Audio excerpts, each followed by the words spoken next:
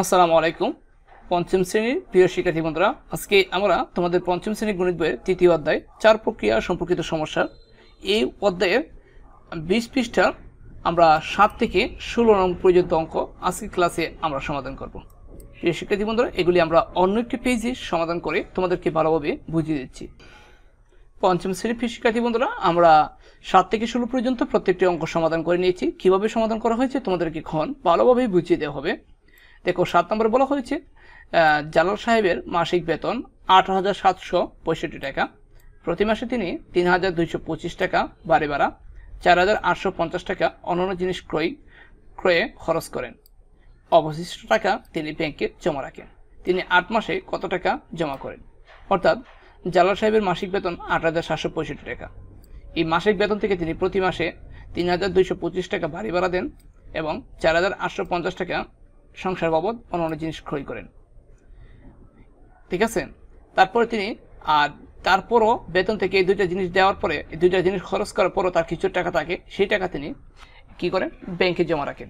বলতেছে এই সেই টাকা যে ব্যাংকে জমা রাখে, অবশিষ্ট টাকা যে ব্যাংকে জমা রাখে, এই ব্যাংকে 8 মাসে কত টাকা জমা হবে সেটা বের করার জন্য প্রথমেই আমরা যত টাকা খরচ করেন এই দুইটা আমরা কি করব? যোগ করে মূল বেতন থেকে বিয়োগ করব। তাহলে খরচটা যদি আমরা মূল বেতন থেকে বিয়োগ করি তাহলে অবশিষ্ট টাকাটি বেড়ে আসবে। অবশিষ্ট টাকা যত আসে তাকে আমরা 8 দিয়ে গুণ করলে 8 মাসে কত টাকা ব্যাংকে জমা হয় সে টাকাটা বেরিয়ে আসবে। তাহলে প্রিয় শিক্ষার্থী বন্ধুরা, আমরা প্রথমে লিখব জালাল সাহেবের প্রতি মাসে বাড়ি ভাড়া বাবদ খরচ হচ্ছে 3,225 টাকা, অন্যান্য জিনিস ক্রয় বাবদ খরচ হচ্ছে 4,850 টাকা।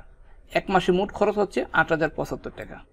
তাহলে প্রতি মাসে ব্যাংকে জমা করেন, আমরা এই মূল বেতন 8,765 থেকে এই মোট খরচটা আমরা বিয়োগ করব। বিয়োগ করলে হবে 690 টাকা। অর্থাৎ প্রতি মাসে যিনি ব্যাংকে জমা রাখেন 690 টাকা। আমাদের এখানে চেয়েছে 8 মাসে কত টাকা জমা রাখেন। তাহলে আমরা লিখবো 8 মাসে ব্যাংকে জমা রাখেন, 690-কে 8 দিয়ে গুণ দিলে হবে 5,520 টাকা। অর্থাৎ তিনি 8 মাসে ব্যাংকে জমা রাখেন 5,520 টাকা।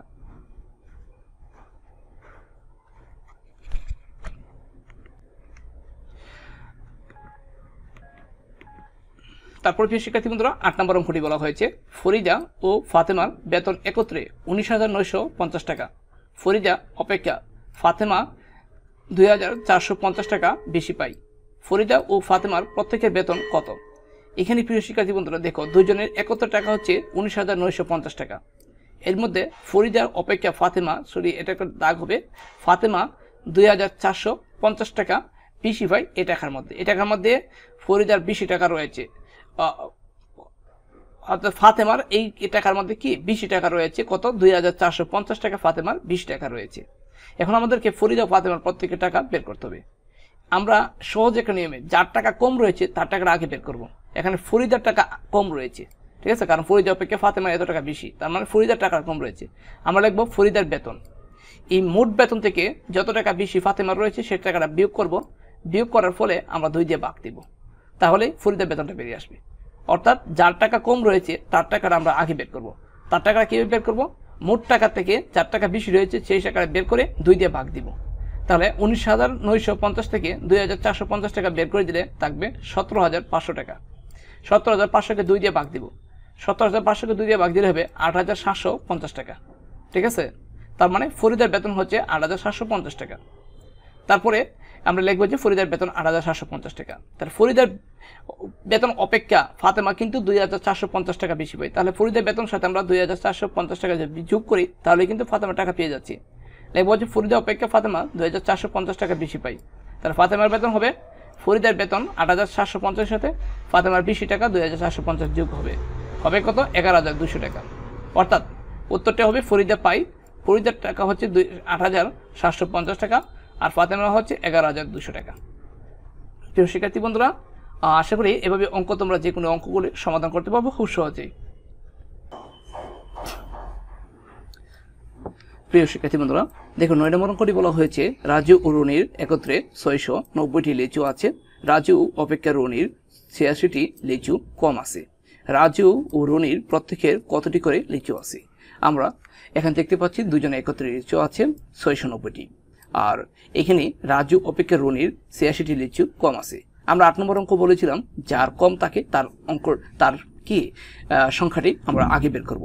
এখানে কার কম আছে? রাজু অপেক্ষা রনির এতটি লিচু কম আছে, তার মানে রনির লিচু কম আছে। তাহলে আমরা রনির আছে লিখবো, মোট লিচু থেকে যতটি কম আছে ততটি কি বিয়োগ করব। ঠিক আছে, যতটি আমরা 86টি বিয়োগ করব, ভাগ দিব 2। ঠিক আছে, এখন 690 থেকে 86 বিয়োগ করলে হবে 604 ভাগ 2। 604কে 2 দিয়ে ভাগ দিলে হয় 302, অর্থাৎ রনির লিচু আছে কত? 302টি। তারপরে তার মানে রাজু অপেক্ষা রনির কতটি লিচু কম আছে? 86টি কম আছে, তার মানে রাজুর 86টি বেশি আছে, রনির থেকে রাজুর কি 86টি বেশি আছে। তারপরে লিখবো রনি অপেক্ষা রাজু 86টি লিচু বেশি পায়। তাহলে রাজুর আছে, রনির আছে 302টি, তার সাথে 86টি যোগ হবে, অর্থাৎ হবে 388টি লিচু। তাহলে রাজুর আছে 388টি আর রনির আছে 302টি লিচু। আশা করি অঙ্কটি বুঝতে পারছো।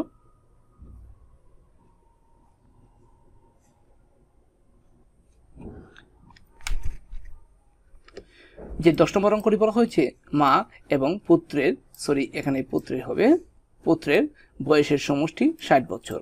মায়ের বয়স পুত্রের বয়সের 3 গুণ। তাদের প্রত্যেকের বয়স কত?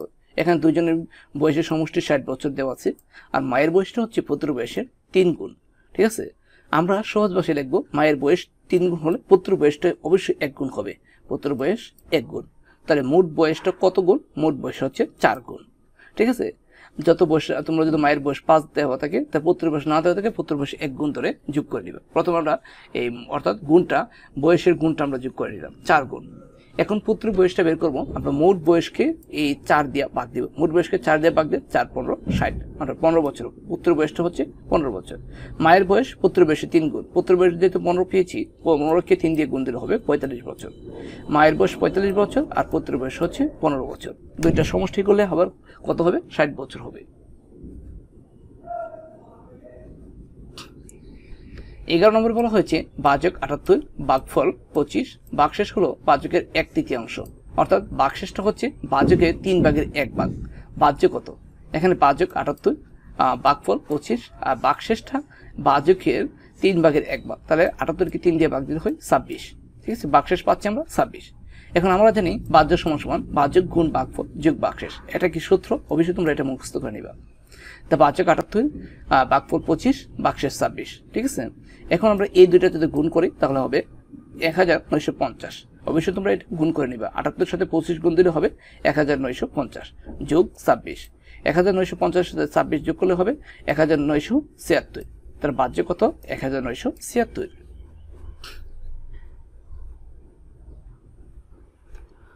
12 নম্বরে বলা হয়েছে ভাজ্য হচ্ছে 8903, ভাজক হচ্ছে 87, ভাগশেষ হচ্ছে 29, ভাগফল কত? ঠিক আছে, আমরা ভাজ্য লিখে নিব, ভাজক লিখে নিব, ভাগশেষ লিখে নিব। আমরা জানি ভাগফল ভাজ্য মাইনাস ভাগশেষ সমান সমান ভাজক, সমান সমান কি? ভাজক। ভাগ দিয়ে ভাজক দেব। তারপরে আমরা ভাজ্য থেকে ভাজ্য এত 8903 থেকে আমরা ভাগশেষ কি 29 বিয়োগ করব, ভাগ দিব 87 দিয়ে, ভাজক হচ্ছে 87।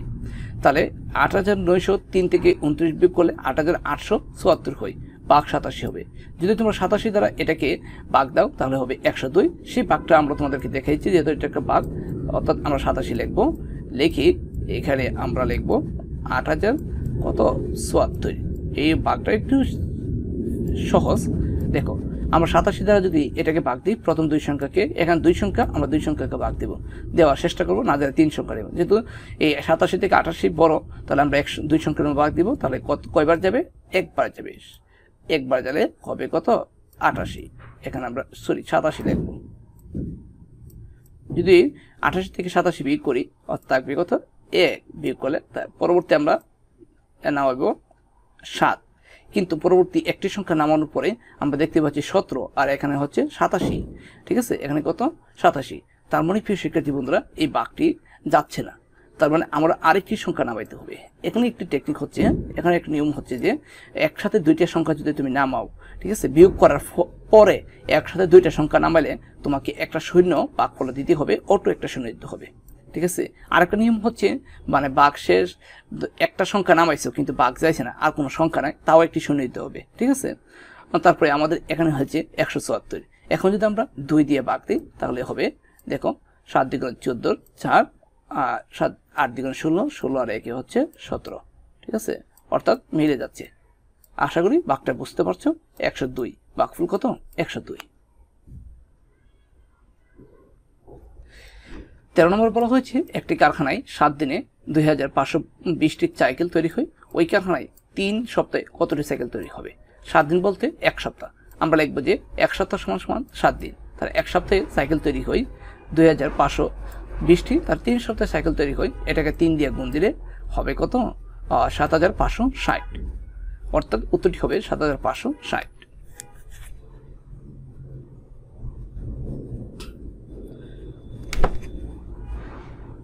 14 নম্বর বলা হয়েছে আয়েশা 72 টাকা দিয়ে 3টি খাতা কিনল, 12টি খাতা কিনতে তার কত টাকা লাগবে?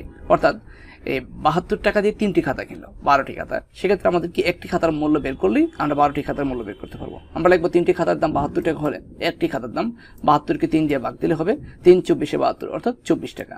আমরা পাচ্ছি একটি খাতার দাম 24 টাকা, তাহলে 12টি খাতার দাম 24কে 12 দিয়ে গুণ দিলে হবে 288 টাকা। উত্তরই হবে কত? 288 টাকা।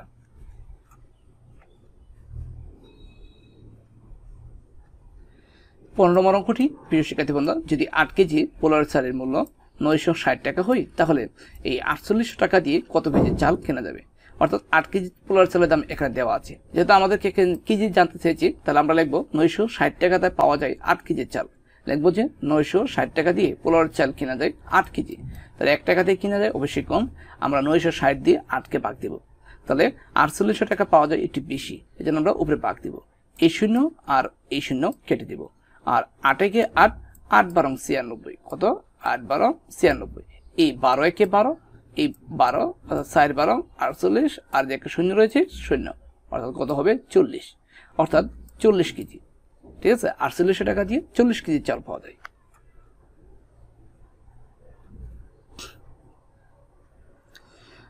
তারপরে 16 নম্বর বলা হয়েছে একটি মোটরসাইকেল 12 লিটার পেট্রোল দিয়ে 300 কিলোমিটার যেতে পারে, তার 100 কিলোমিটার যাওয়ার জন্য কত লিটার পেট্রোল লাগবে? এক্ষেত্রে 300 কিলোমিটার যায় কত লিটার তেল দিয়ে? পেট্রোল লাগে 12 লিটার, তাহলে 100 কিলোমিটার যেতে অবশ্যই কত লিটার তেল লাগবে? আমরা বের করছি, দেখো 300 কিলোমিটার যেতে পেট্রোল লাগে 12 লিটার, 1 কিলোমিটার যেতে অবশ্যই কম লাগবে, 300 দিয়ে 12 ভাগ দিবা, তার 100 কিলোমিটার যেতে একটু বেশি লাগবে, এখানে একটা শূন্য, এখানে একটা শূন্য, এখানে একটা শূন্য, এখানে একটা শূন্য, এখানে 3 আর এখানে 12, 3 4 12, ঠিক আছে, তাহলে হচ্ছে 4 লিটার। উত্তরটি হবে কত? 4 লিটার হবে। প্রিয় শিক্ষার্থী বন্ধুরা, পরবর্তী ভিডিও পেতে আমাদের চ্যানেলটি অবশ্যই সাবস্ক্রাইব করে রাখো। আসসালামু আলাইকুম।